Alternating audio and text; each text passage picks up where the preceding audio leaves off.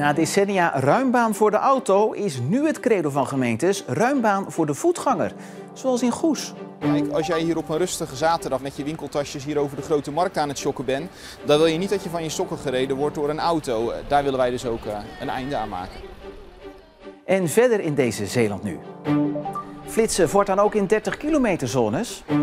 En wat is beter, een Nederlandse of Vlaamse helikopter?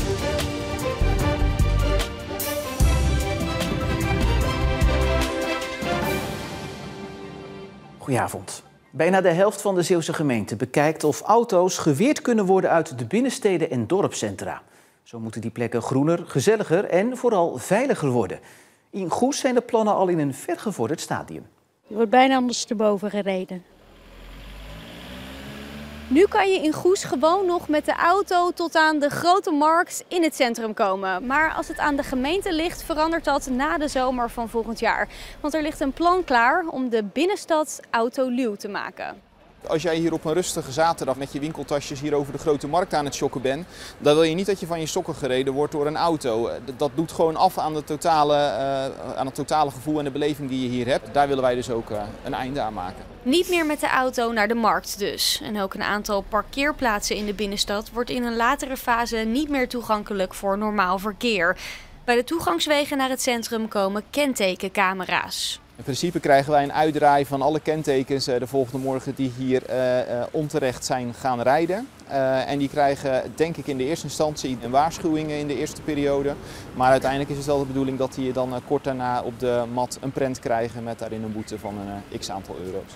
Ook andere Zeeuwse gemeenten zijn aan het onderzoeken of ze auto's kunnen weren uit de binnenstad. Of doen dat al. Maar daar komen zoveel belangen bij kijken dat het nog best ingewikkeld kan zijn. Je tast toch aan de bereikbaarheid van ondernemers en ook gewoon bewoners. Je gaat toch tegen een deel van de bewoners zeggen, u mag gewoon tussen die en die tijd mag u niet meer bij uw huis komen.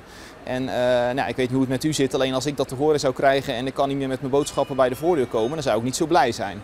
Datzelfde geldt voor die ondernemer die nu nog gewend is om bijvoorbeeld even met zijn auto naar zijn winkel te rijden. Ja, daar gaan we toch het eerlijke verhaal vertellen dat dat niet meer op elk moment van de dag kan. Daarom hebben bewoners en ondernemers mee mogen praten over de plannen. En naast kritiek zijn er ook veel positieve reacties. Ik denk dat het wel goed is om de stad autoluw te maken, omdat het natuurlijk best wel een kleine beetje nauwe stad is, laat ik het zo zeggen. Je kan ook een paar stappen extra lopen van een parkeerplek. Er lopen zoveel mensen rond en dat is gewoon veel rustiger. En hier aangeschoven verslaggever Lonneke de Klerk. Ja, Lonneke, we hoorden je net zeggen dat er meer gemeentes mee bezig zijn. Waarin verschilt Goes van die andere gemeentes? Nou, in heel veel steden en sommige dorpen ook mag je natuurlijk al lang niet meer met je auto de winkelstraten in. Of in ieder geval binnen bepaalde tijden. Dus in die zin zijn er al veel steden en dorpen autoluw. Maar zo'n groot gebied als in Goes, dat zien we eigenlijk nog niet zoveel in Zeeland. Ja, maar gaan meer gemeentes het voorbeeld van Goes volgen? Nou, Middelburg, Vlissingen, Veren en Schouwen-Duiveland en Terneuzen, die zijn aan het onderzoeken wat de mogelijkheden zijn. En soms gaat dat dan om een groot autoluw gebied, net zoals in Goes. Middelburg die denkt daar bijvoorbeeld over na. En soms gaat het om een enkele hoofdstraat, zoals in Burghaamstede of in Axel. Ja, nu zijn veel gemeentes ook bezig met het instellen van zero-emissiezones. Heeft dat hier nog iets mee te maken? Eigenlijk niet. Nee, dat zijn echt gebieden waar je alleen maar mag komen als je bestelbusje of je vrachtwagen geen schadelijke stoffen uitstoot. Dat gaat echt om milieu. Daar zijn de Zeeuwse gemeentes al voorzichtig naar aan het kijken, maar dat is vooralsnog hier niet aan de orde. Ja, het is vooral de veiligheid en leefbaarheid wat hier speelt. Precies. Lonneke, dankjewel. Bergingsbedrijf Multraship uit Terneuzen heeft nog miljoenen te goed van Roemenië. Ondanks gewonnen rechtszaken is het bedrag nooit aan het bergingsbedrijf betaald. Het geschil draait om een bergingsklus van 20 jaar geleden die duurder uitpakte dan vooraf werd gedacht. Roemenië weigert dat te betalen. In de loop der jaren is het bedrag opgelopen van 8 naar 23 miljoen euro. Mede door extra werk, rente en juridische procedures. De directeur van Multraship voelt zich gepiepeld en zegt dat het bedrijf investeringen heeft moeten schrappen vanwege dit geschil. De provincie blaast getijdenenergie nieuw leven in en trekt daar 20.000 euro voor uit. Het geld is bestemd voor het bedrijf Tocardo, dat eerder experimenteerde met getijdenturbines in de Oosterscheldekering. Dat project kwam niet goed uit de verf, maar met verbeterde turbines moet de betrouwbaarheid en beschikbaarheid van getijdenenergie stijgen. Flitspalen op 30 kilometer wegen. Het kan vanaf nu. Na een succesvolle test in Amsterdam wil het OM het in heel Nederland doorvoeren. En dat klinkt als muziek in de oren van de Vlissingse Jos Otte. Want in zijn straat ziet hij continu automobilisten te hard rijden. En dat terwijl er een hoop basisschoolkinderen rondlopen. Ik ben erg beu, ja. En nog steeds. En ik vind gewoon, ja, daar moet iets aan gedaan worden. En daar doet hij al jaren zijn best voor, maar nog zonder resultaat. Een flitspaal in zijn straat zou daar verandering in kunnen brengen. Als er een flitspaal staat, ja, en ze krijgen boete, dan is geld wat dan het spel speelt. En dan, ja, dan denk ik tot ze wel op een gegeven moment de gasten wel iets terug gaan halen. En hij is volgens hem niet de enige die zich ergert. Nee, de hele straat heeft er last van. Die mensen zijn het gewoon zat. De mensen zijn het gewoon zat dat ze hier veel te hard rijden. En ja, nogmaals, ja, het is al 10 jaar. Dus die flitspaal had er wat hem betreft vandaag al mogen staan. Heel snel, heel snel. Dat is gewoon, dat moet gewoon. Maar of hij er daadwerkelijk gaat komen, is nog de vraag.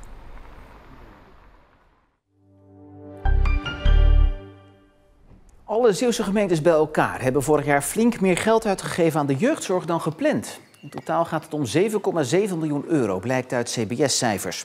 Terneuzen overschreed het budget het meest met 1,5 miljoen euro, gevolgd door Middelburg en Vlissingen. Goes is de enige Zeeuwse gemeente die wel binnen het budget bleef. Opperste concentratie bij het Zeeuws kampioenschap biertappen. 34 deelnemers probeerden het beste en mooiste biertje te tappen. En daar komt veel meer bij kijken dan 2 vingers schuim. En dat ging de een makkelijker af dan de ander. De smaak en het schuimlaagje. Dat maakt het een biertje echt lekker. Ik had vrij veel schuim. Maar goed, met een heel klein beetje tijdrekken en naar de jury lopen komt dat wel goed. Winnen is leuk, maar ik ben hier gewoon voor de lol, gezellig met iedereen een praatje maken en meer ook niet eigenlijk. En Marilène Reijnhout uit Terneuzen tapte het mooiste biertje en mag Zeeland in januari vertegenwoordigen op het NK biertappen. Ruim een week geleden gebeurde het weer. Voor een ongeluk in Sasvagent werd de traumahelikopter uit Rotterdam opgeroepen in plaats van die uit het veel dichterbij gelegen Brugge. Ter vergelijking, Brugge ligt op 40 kilometer afstand van Sasvagent en Rotterdam 100. In de grensregio vragen ze zich daarom af of dat niet anders kan.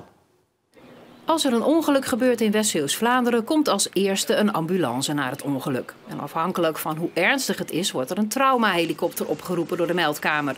En die helikopter komt nu vanuit Rotterdam en niet vanuit Brugge, veel dichterbij, waar ook een medische helikopter klaar staat.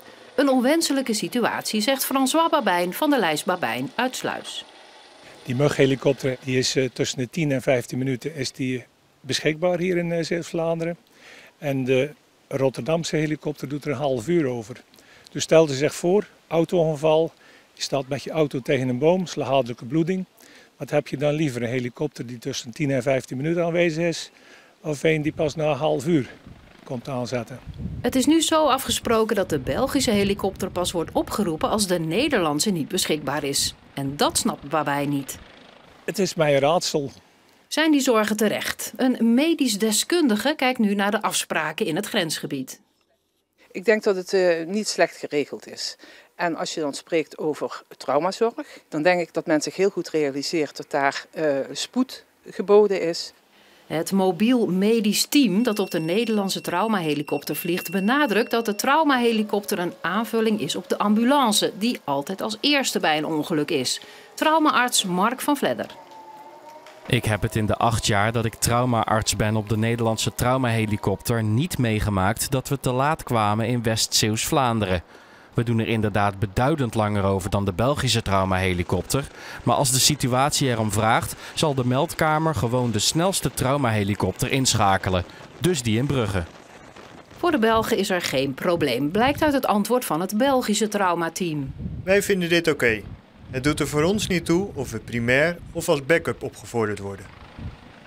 Daarnaast is het zo dat de Belgische helikopter alleen overdag vliegt. In tegenstelling tot de Nederlandse die 24 uur per dag paraat staat.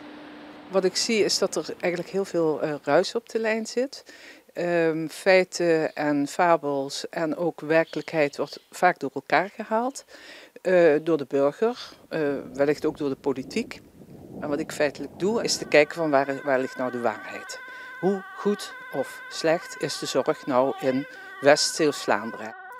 François Babijn, naast lokaal bestuurder in Sluis ook lid van Provinciale Staten, diende vorige maand een motie in om het ministerie nog eens naar de inzet van de traumahelikopter te laten kijken in Zeeland. Die motie haalde het niet. En het antwoord op de vraag welke traumaheli wordt er nou opgeroepen bij een ongeluk in Zeeuws-Vlaanderen is dus in eerste instantie die uit Rotterdam. En als die niet op tijd kan zijn, staat de Gentse-helikopter overdag paraat om hulp te bieden in Zeeland. En dan tot slot nog eventjes dit, want na Thanksgiving, Black Friday en Cyber Monday was het vandaag tijd voor Giving Tuesday. Ook een uit Amerika overgewaaid fenomeen, waarbij niet iets kopen, maar iets goeds doen voor een ander centraal staat. Living Tuesday. Oh, living? Nee, giving. Giving. Oh, Giving Tuesday. Oh, het is weer een of andere dag. Wat zou het voor jullie mogen zijn, dames? Zwart alsjeblieft. Passagiers van de Westerschelde-ferry kregen vanochtend gratis koffie vanwege Giving Tuesday. Ja, super lief. Het maakt echt mijn ochtend. Wanneer heeft u voor het laatst iets goed gedaan voor een ander? Voor het laatst? Nee? Oh, dan moet ik even nadenken. Oei. Is toch straks mijn man een zoen gegeven? Elke dag. We zorgen heel goed voor elkaar. Ik denk gisteren. Misschien een bakje koffie gehaald voor mijn collega. Nou, gisteren ben ik bezig geweest in het huis. Of thee, dat haal ik elke dag voor mijn collega. Dus ik doe elke dag iets goeds. De serre helemaal schoongemaakt en de ramen gelapt. Dus. Goed voor de vrouw? Goed voor mijn vrouw, ja. Want die was er niet.